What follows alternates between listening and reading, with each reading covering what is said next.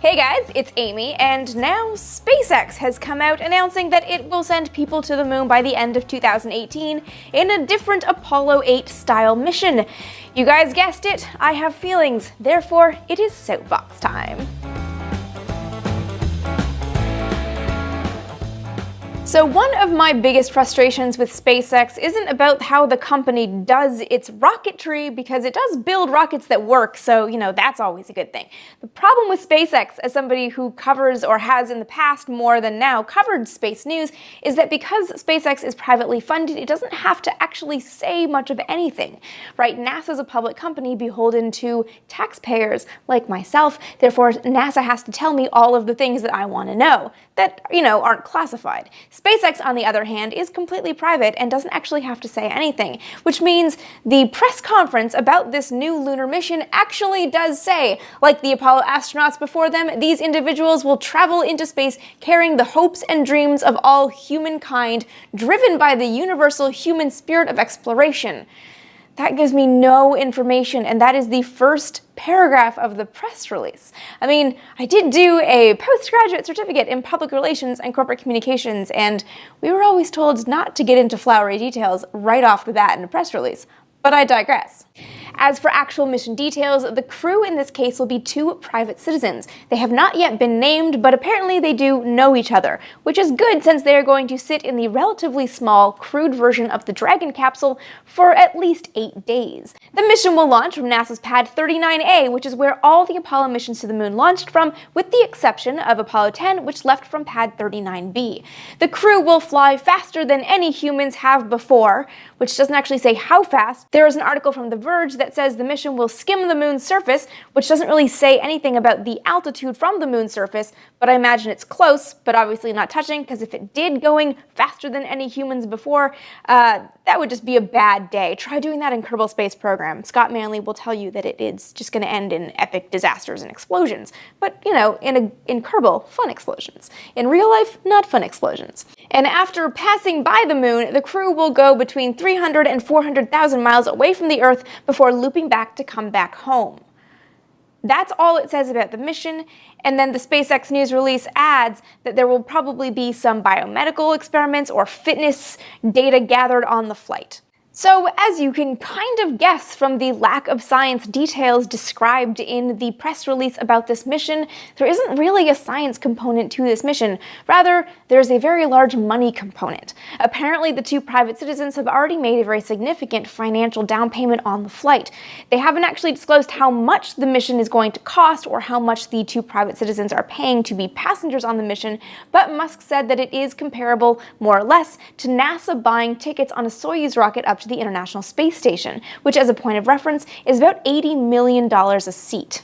And the two private citizens are going to start training for their mission later this year, which gives them a little over a year to get ready to fly to the moon. So again, that's an indication that there's not really going to be a lot of hard science involved.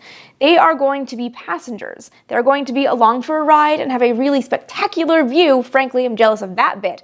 But they aren't really going to be flying the mission or actively participating in the flight beyond payloads, and maybe gathering some biomedical data or fitness data or some other human factors data that could parlay into a later program. The mission will be entirely automated. Again, the astronauts are not NASA astronauts who have been training for years, who are engineers, who are pilots, who have that background. They are private citizens with a lot of money who will have a really spectacular view for about 8 days, maybe 10, depending on exactly the mission trajectory. No, the really interesting thing about this flight is how SpaceX will go about making it an automated mission. Now, automated spacecraft are nothing new. We've sent more spacecraft without humans on board to interesting destinations on insane trajectories than we have anything with people on board.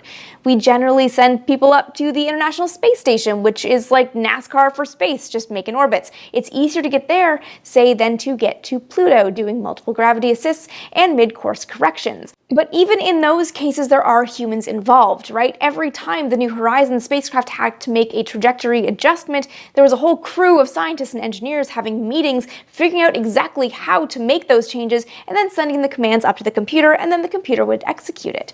So the question is whether SpaceX will do something like that, or whether they will actually train the astronauts / private citizens turned astronauts to do any kind of work with the systems on board for these kinds of trajectory nudges and mid-course corrections. So the real question becomes, why is this mission a thing? I mean, you don't need humans on board to do an interesting trajectory check. You don't need to send humans to the moon to gather biomedical data.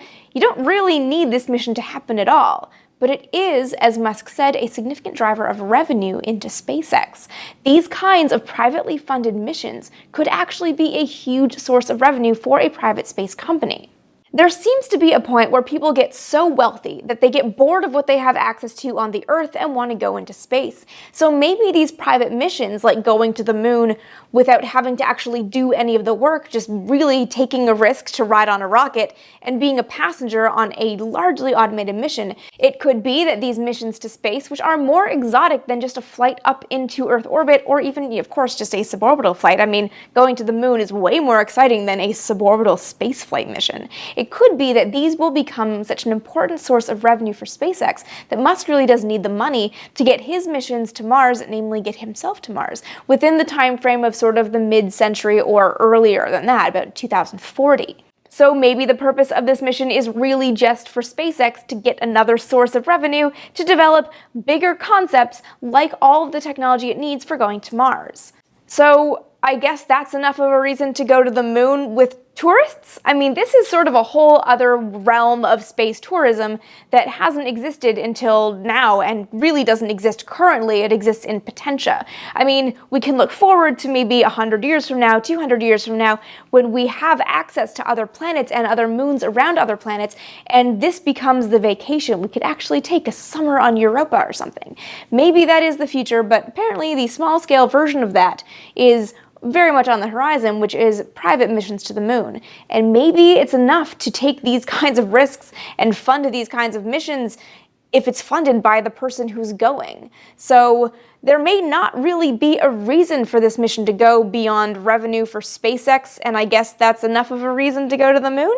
SpaceX has already made the connection, and anybody who knows anything about space will also very quickly make this connection that this mission sounds a lot like a private version of Apollo 8. Apollo 8 was a mission that launched on December 21st of 1968.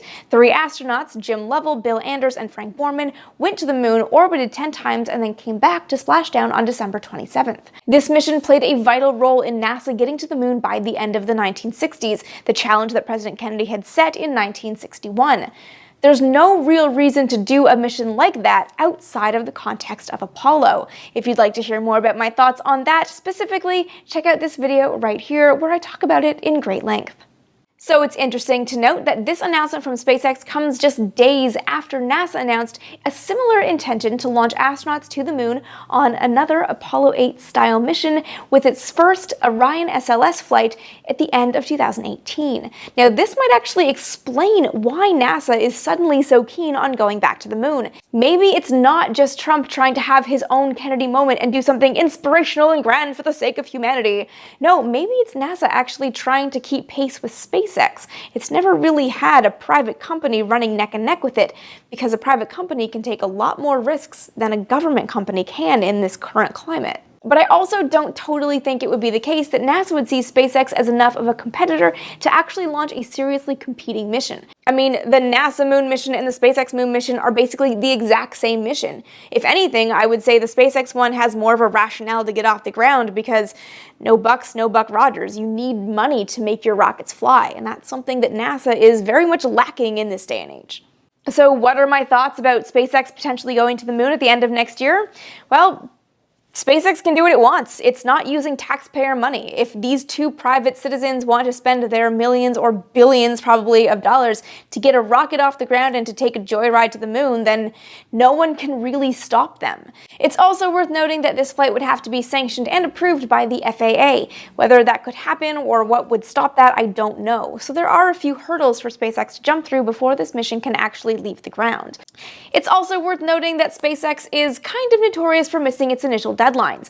But to be fair, they are working with things like massive rockets and spaceflight, neither of which are exactly easy. Target flights for manned missions to the ISS have been pushed back, as have rocket launches, and Musk originally wanted to send crews to Mars by the early 2020s, and that's looking increasingly unrealistic, although Mars is, of course, still Elon Musk's big goal.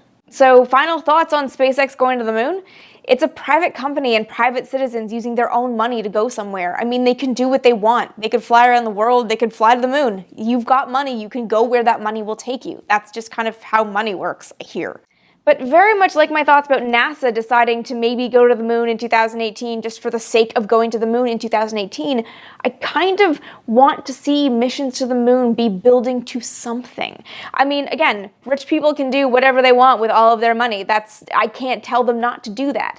But it would be really great if this mission was actually helping build something bigger, something that would push all of humanity outward more into space. But I don't know. I'm on team I like science, so I want to see more interplanetary missions, discovering things that we don't know about other planets and about distant moons, so that when we actually have the technology to really send humans beyond low Earth orbit and beyond the moon, that we actually know where we're going, that we're not just going to Mars because it's there, that maybe we're going to Europa because it turns out there's something really amazing there that humans need to be in situ to discover. I mean, that's the way I would like to see us approaching spaceflight, not just putting astronauts or rich people on rockets for the sake of inspiration so they can carry the hope of humanity with them going to the moon. But that's just my thoughts. And you know what? I'm on my soapbox, so I'm allowed to have my thoughts. But now I want to hear your guys' thoughts because I know you're going to sound off in the comments.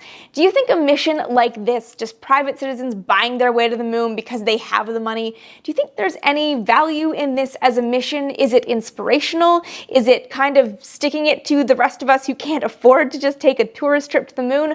Or is it actually going to do some good for the next generation of kids to inspire them to be great engineers? Or maybe just inspire them to marry old billionaires and then take that money and go to the moon themselves someday. Let me know what you think about this mission and about the whole new venue of private space flight and space tourism doing things like going to the moon, because this is a whole new thing beyond Virgin Galactic and suborbital flights. I've said it before, and I'll say it again, this is my personal channel where I am very opinionated and don't hold back nearly as much. If you would like weekly videos that are very much just straight up space history, educational little nuggets about all the weirdo fun things I find in archives through my research, be sure to check out my main channel, Vintage Space. Every week is a new little tidbit that you probably didn't know about space history. And of course, if you want daily-ish updates from me about things space and other, be sure to follow me on Twitter and on Instagram. And finally, if you want weekly ranty vlogs of me on my soapbox, because I do have feelings and opinions about all these new things happening in space, be sure to subscribe right here so you never miss a video.